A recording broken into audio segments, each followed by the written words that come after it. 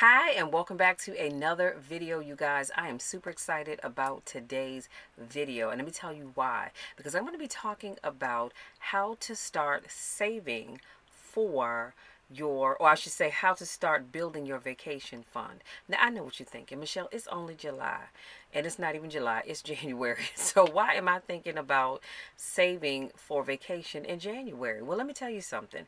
The year is going to go by fast, okay, as it always does.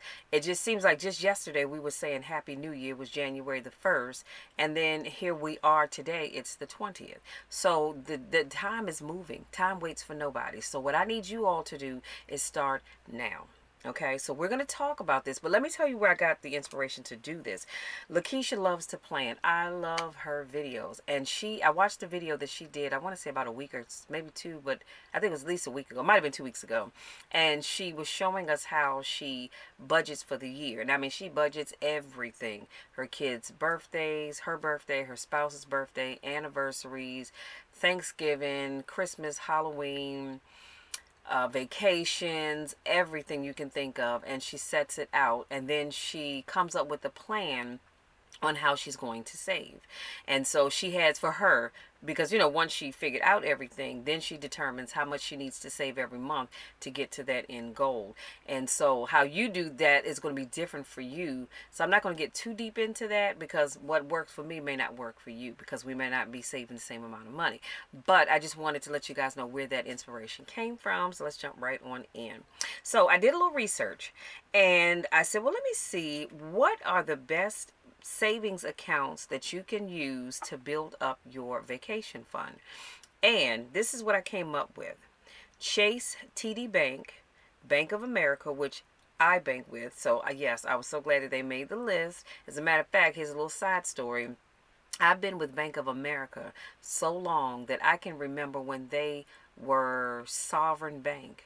I was in high school and they were Sovereign Bank, you guys. I was cleaning out my dresser drawer and I came across my ATM card and it said Sovereign Bank, and I just like, oh my goodness, it's been that long? Because I think after that they went to Bank One, and now they're Bank of America. It might have been another name somewhere in between there, but I've been with them for a long time.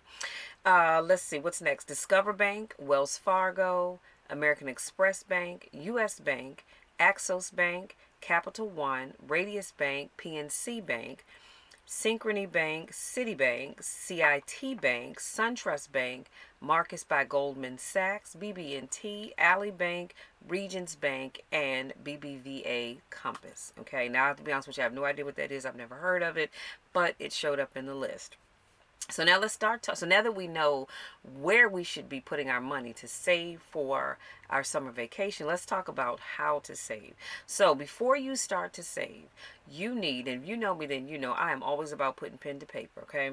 But you need to ask yourself these questions. Number one, when do you want to travel? That is key, because you need to know how much time you have to save for when you want to travel. So it's not just about where you're going, but you need to know when are you going to go. So it is important that you know when you actually want to travel. So for example, if you know that you want to travel in August, and I only use August because that's my family reunion month, and I will be traveling then for sure. I don't know if I'm going to travel before then, but definitely I will be traveling in August. Then that means I need to have my vacation money saved up by July.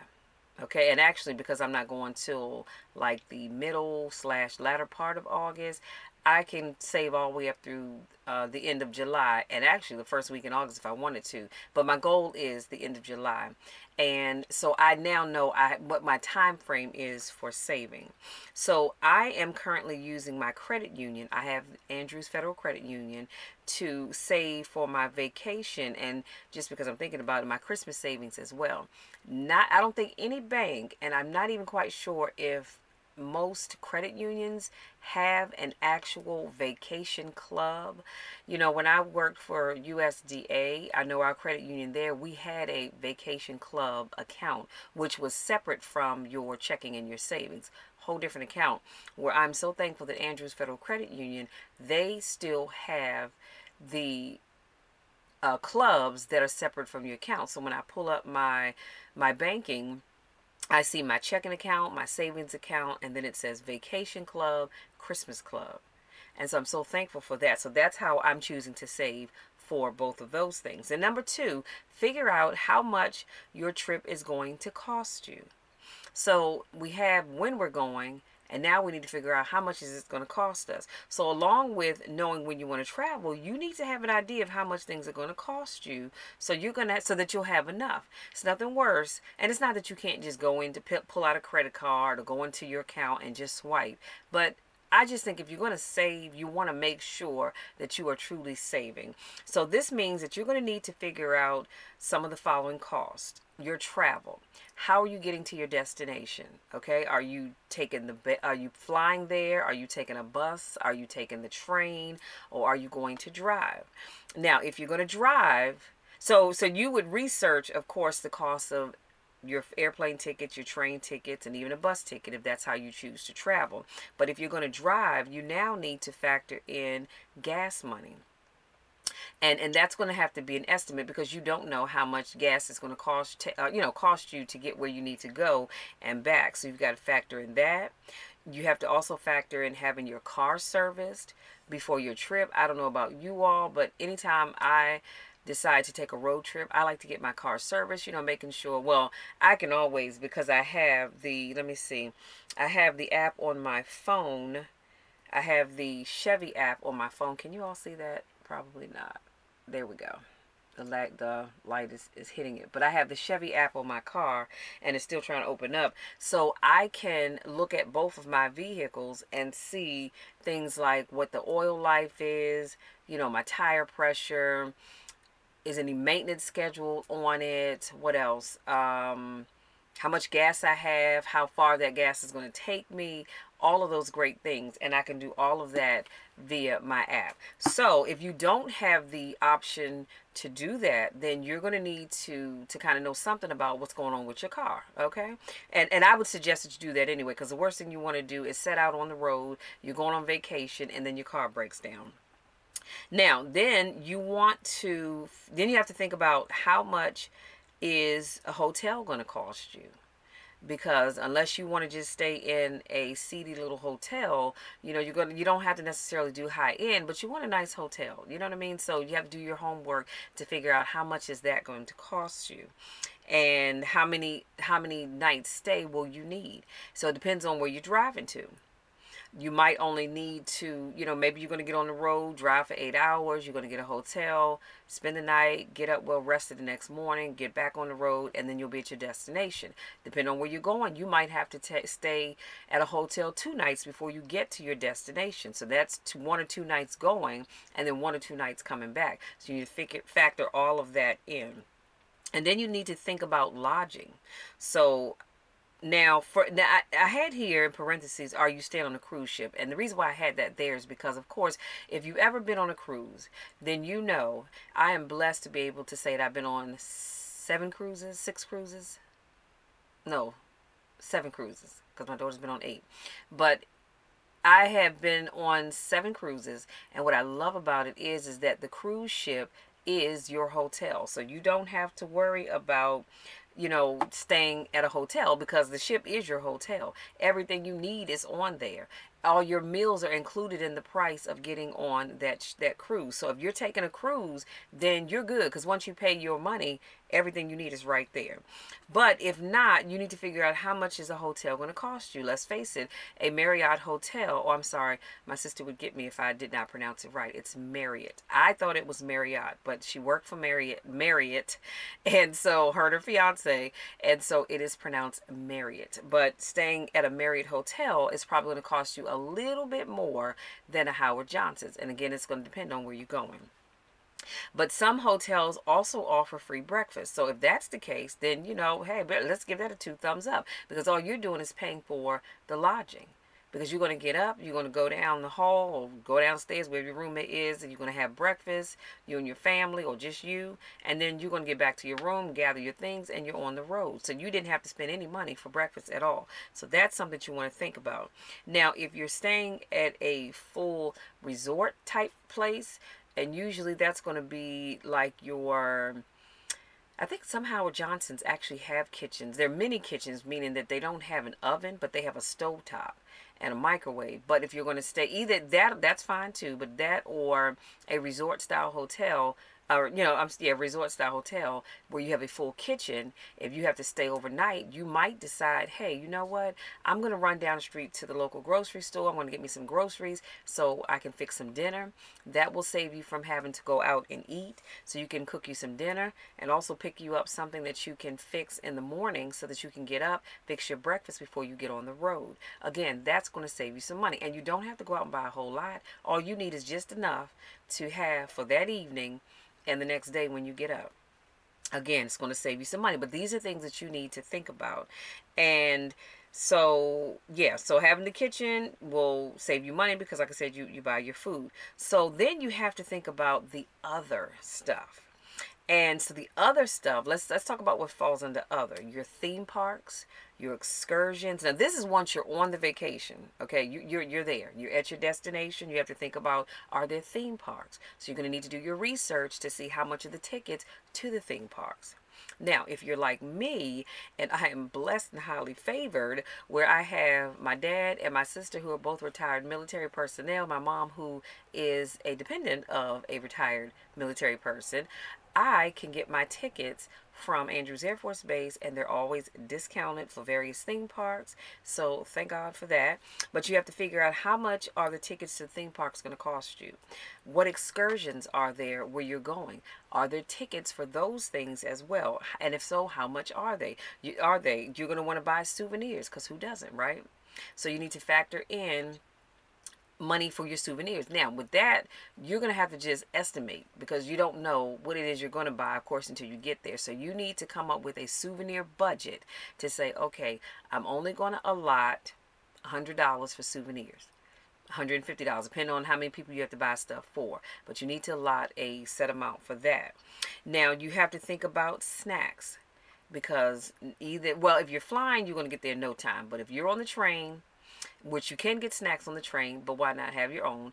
But if you're on a train, you might want to take your own snacks. If you're in the car, you're definitely going to want your own snacks. And if you're on a bus, and we're not even going to rule out the bus, not for me, but for those that take the bus to travel, you are going to need your snacks, because the bus is not going to keep stopping every time you need a snack. So you need to factor in the snacks that you need to purchase for your trip. You need to factor in toiletries. Of course, wherever you're going, there's going to be toilet tissue provided for you. But I'm talking about other toiletries. Do you need to get more deodorant? Do you need to take lotion? Like I have in my suitcase across the room, I have lotion in my suitcase that I use for when I'm on travel. So I don't have to take the lotion out of my house with me. Not that I can't, but I just, because I have toiletries for when I travel. I have my toiletry bag, and I wish I had thought to bring it over here, but I'm looking at it across the room. But I have a toiletry bag that has everything that I need when I travel, so I don't have to take what's in my bathroom with me. So you need to look in your toiletry bag, your toiletry kit, whatever you choose to call it, to see what you need to replenish. And then you need to factor in money for any emergencies that may come up, or food needs that you may have. So, and when I said food, I know why I said food. I said food because if you're staying at a resort that has a full kitchen, I don't know about you guys, but you're going to want to go grocery shopping, because you're not going to want to keep spending a whole bunch of money eating out. Okay, let's just keep it all the way real. And one of the things that we do for my family reunions, when we travel, we stay at resorts. I think they are timeshare resorts, but nowadays you don't have to be a member of that timeshare location to be able to rent a room. So we stay there, and my family loves it. I've always loved it. I love traveling that way, and I've been traveling that way for a long time. So it allows me to save money, because once I get there, we go grocery shopping. So if I'm going to be there 4 days, I have enough breakfast food to last me 4 days. And well, actually 3, because by the time I get there, I've already eaten breakfast, but I have enough food so I can have breakfast for the 3 mornings I'm going to be there. I have enough food to cover dinner. Possibly depending on the time, lunch and dinner the first, second, third night. Well, I'm not even going to try to count the nights. I have food to cover my breakfasts, my lunches, my dinners, and of course snacks. You need a case of water, because typically I'm driving. And so I have my case of water. I have juice if I want it. If I want a case of soda, I can have that too. We all need, little snacks to snack on. As a matter of fact, I'm going to eat this as soon as I'm done with this video. But, little bags of this size to snack on, which I love because once you eat it, it's gone and you're done. If you have a big bag, you got to fold it down, keep the bugs out, all of that other good stuff. But you have to factor in all of this stuff. So as I sit down and prepare my budget, which I will be in the next day or so for August, I'm going to factor in all of that.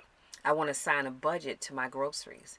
I want to sign a budget for my gas. Driving to Williamsburg, I can drive down there on a full tank of gas probably and be okay. But I still need to factor in coming, while I'm there and coming back. But I need to factor in the cost of my room, which I already know what that's going to cost me. And so these are things that you want to think about. And this just helps you in your planning process. Because I'm going to tell you something. What you don't ever want to have happen is to go on vacation and something comes up and you weren't prepared for it. And you're like, God, dog. I didn't even think about this. So you want to be prepared. This is why I always tell you guys, please put pen to paper. Now, I know some of y'all like, Michelle, I'm not doing all of that. Well, you don't have to.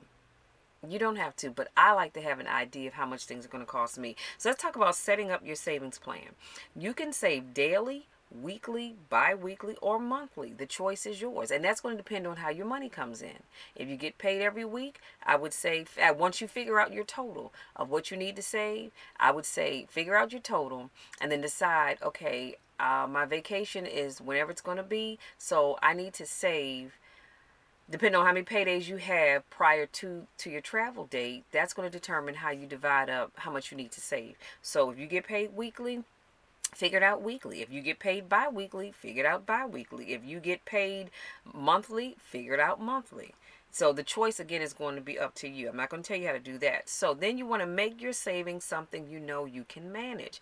I prefer having $100 to $200 come out of my check bi-weekly. So let me just keep it all the way real. I do have $200 comes out of my check bi-weekly that goes into my credit union account. So from there, I can move what I want into my savings, my vacation savings club or my Christmas club. But right now, my vacation savings club. So, but you're going to have to do what you need to do, what works for you, okay? Because only you know your budget, you know your bills. So you do what works for you. But if you look at it like this, if you save $200 every payday, that gives you $400 a month, okay? And see how quickly that'll add up. That's if you can. You might not be able to. If all you can do is $100 a pay period, that's fine too. Because that's $200 every month. Every little bit helps. Now then you want to set up, for me, this works for me. I don't know how it works for you, but set up automatic transfers so that you don't have to worry about remembering to move money into your vacation account. Again, I already have money that comes out of my check that goes to the credit union. So all I need to do, now what I do from there, just because I don't think I could set it up the other way, but I have to go in and take that money and drag it to what I want. Now, here's the good part about that is, now let me get to the bad part. The bad part is I have to remember to do that. Okay, let me be honest with you. I have to remember to do that. But the good part is, depending on what I have to do, or if I say, well, you know what? I have this $200 here. I don't need to touch that this pay period. I can take the whole $200 and move it into my vacation club. Or I can say, well, I'm going to take just $100 and move it in. Or I may have other things that come up and I say, well, I'm only going to do 50 this time. And maybe next time I'll do 100. So I can do it any way I want to in terms of that. But I'm just saying, I would set up automatic payments. That way you don't have to remember to do it, and you don't allow other things to get in front of that, and you don't do it at all. Next, make sure you're tracking your progress once a month. This will make sure that you're staying on track. You will want to hold on to your monthly statements and create a savings spreadsheet. So it's so simple to go in and create a spreadsheet. If you do not have Microsoft on your iPad or your computer, not your iPad, your computer, your laptop, then I'm pretty sure there's something else that you can use to create a spreadsheet. I love it. And you know why? Because when I open that spreadsheet up, now I keep my statements. Don't get me wrong. Keeping my statements is something I'm going to do anyway. But I can go in and open up that spreadsheet, and at a glance, I can look and say, okay, I'm on track. Or wait a minute, I'm kind of short, so I'm going to have to figure out how I'm going to make up for where I'm lacking. You understand what I'm saying? But I can see all of that at a glance with just that one spreadsheet. And you might not be a spreadsheet kind of person, and that's all right, because if you're not, then you can take your, let me show you what else I can do. So this is my, I was gonna say my vision book. It is not. This is my. It is my vision book. Good God, I'm losing it, y'all. This is my vision book for this year. If you remember last year, the cover was a hard cover, but it was black. This year, I'm going with pink. So when I open it up, as you can see, the second tab over says savings right here, and so I am going to, wait a minute, I think I opened it over too much. Or not enough. Okay. So this is just a money savings chart that I found that I saw, and I just made my own. But in this section, I do have sheets where, and of course, no, I don't. Okay, so I need to create my sheet. So, but in this section right here is a blank sheet of paper. So what I'm going to do is write up here vacation savings, and then I'll start putting the months from January through July down here, and then each month, or I should say each payday, because I can figure that out, of course. I'm going to write down how much I put into my savings account. So let's say I'm out and about and I don't have time to pull up my spreadsheet. I can always look in here to see what I have, or where I am, making sure I'm on track. Okay. And you guys, that's it. That is it. It is just that simple to start saving for your vacation. But I said, you know what? I've been doing this now for, I'm gonna say 2 years. Yeah, I think about 2 years, because it bothers my mind as your vacation starts to get close, and you go, oh man, I am so not prepared. I should have been saving months ago. So I have been doing this. It works for me. Now I've only been doing it in my savings this way. I'm gonna say for about 3 years now. Yep, 3 years that I've been saving in my vision book. And again, save however it works for you. I just want to make sure you all have what you need, so when it's time to go on vacation, you are ready, you are prepared. And I think the one thing that I forgot to mention is I want to encourage you to have what I like to call a slush fund. A slush fund is just a fund so that if anything comes up, anything at all comes up, you're prepared for it. Again, there's nothing worse than having something come up that you didn't plan for, and now you're like, oh Lord, have mercy. Now I'm on vacation. I'm gonna have to tap into the money that I saved for my excursions, or I saved for my souvenirs, or whatever you were saving it for, and now you have to spend it on something else because you weren't prepared. So again, I encourage you all, and I put all this stuff in the description box. As you save up, make sure you have a slush fund. And in that fund, maybe you say, well, I'm gonna tell you a perfect example what the slush fund is good for as well. The resort that we're staying at, they require a $200 room deposit. Now, you're going to get the money back once you check out. So what I'm going to do is take probably my Bank of America check card, and I'm going to, in my account, I will have already, have it saved up, of course. I'm going to use that to hold my room deposit. Do you understand what I'm saying? And then I'm going to pay for my room in cash. I've already figured that out. So I don't have to touch the other money that I'm saving, if that makes sense, because I know that $200 is coming back as soon as I check out. So again, these are all things that because I forgot to mention that, but it just came to me. These are things that you have to think about. Most places require a room deposit. So you do not want to get there and you're just ready to pay for your room, and they go, okay, so are we gonna put the $200 deposit on this card as well? And you're looking like, say what? Do what? You need to be prepared. So whoever's doing your reservations for your room, they need to find out if it is required to have that, so you can be prepared.